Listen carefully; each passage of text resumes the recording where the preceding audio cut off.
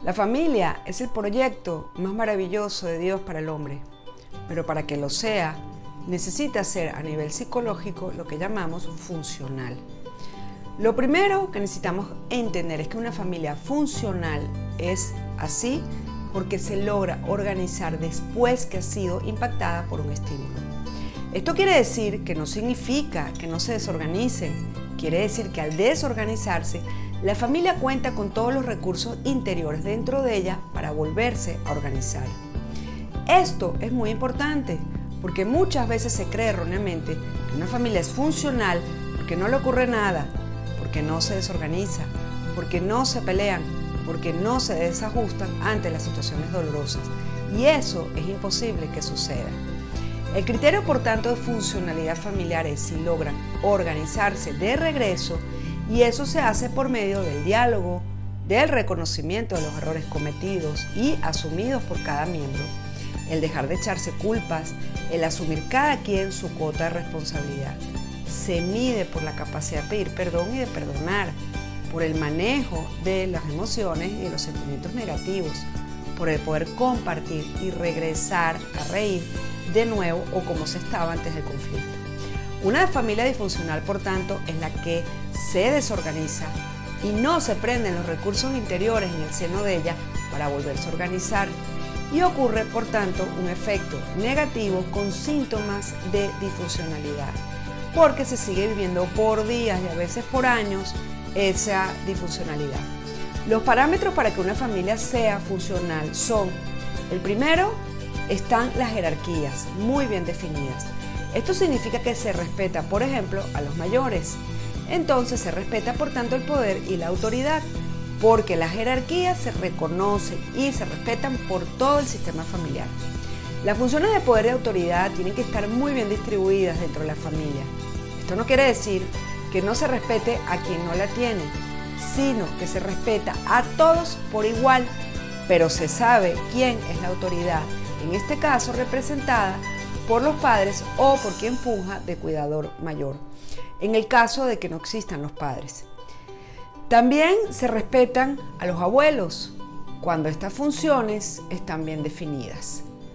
El segundo criterio o parámetro de funcionalidad es que estén bien definidos lo que llamamos los roles. Esto quiere decir que todos los miembros de la familia tienen claro sus tareas cada uno, que debe cumplir cada uno en la organización familiar. Cada quien sabe lo que le toca y cada quien sabe lo que no le toca. Y estas tareas no están cargadas, por ejemplo, a un solo miembro. Los roles mantienen la estabilidad familiar y son determinados por la cultura que se va transmitiendo también de generación por medio de la misma familia, y que a medida que se van heredando, pues también se van transformando un poco. El tercer parámetro son los que llamamos las alianzas. Es un elemento muy positivo cuando las personas dentro de la familia se unen para apoyarse entre sí. Un miembro, cuando tiene una dificultad, sabe que todos los demás van a volcar a apoyarlo. Y esto depende de las actitudes, de las creencias, de los intereses que se tenga, y se puede aplicar dentro y fuera del sistema familiar. Pero la funcionalidad también implica que se respeta la autonomía afectiva de los miembros.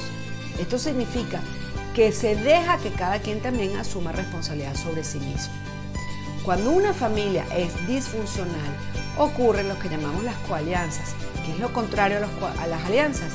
Es cuando se unen dos o más miembros por detrás para estar hablando de otro miembro, es decir, para estar en contra de otro miembro. Estas pueden ir cambiando de miembro en miembro y es muy característica de las familias que llamamos caóticas, que son muy disfuncionales, porque se unen en contra de otro y al final eso no es ser familia. El cuarto parámetro es la comunicación.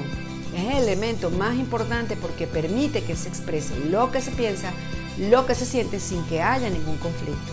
Es decir, si se puede expresar lo que se piensa en un clima de respeto y valoración mutua, porque no se crea sin ningún desacuerdo, porque se valora y no hay conflicto, por tanto, entonces es un síntoma que existe una buena comunicación porque es fluida.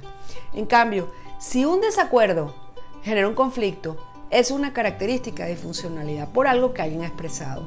El último criterio son las normas, que son las reglas implícitas o los acuerdos negociables de forma clara y consciente. Las normas definen, por tanto, las definen los padres y dependen de los valores y las culturas que se practiquen en la familia. Estos necesitan ser transmitidos de forma muy clara y concreta a los hijos. Ellos necesitan entenderlos para poderlos acatar y respetar, pero no porque lo digo yo, sino porque hay una explicación racional que sustenta la norma y porque es algo bueno para vivirse en casa, que no es impuesto, sino que es dialogado y explicado.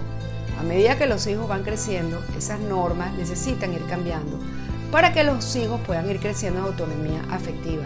Esto quiere decir que se tienen que ir negociando esas normas para que los hijos puedan ir preparándose a la vida adulta para vivir de forma responsable y autónoma sin que necesiten a sus padres. La familia es el lugar donde se forma o deforma el ser humano. Es la base de la sociedad. Es el proyecto más maravilloso de Dios para el hombre, pero depende de ti que lo pueda hacer.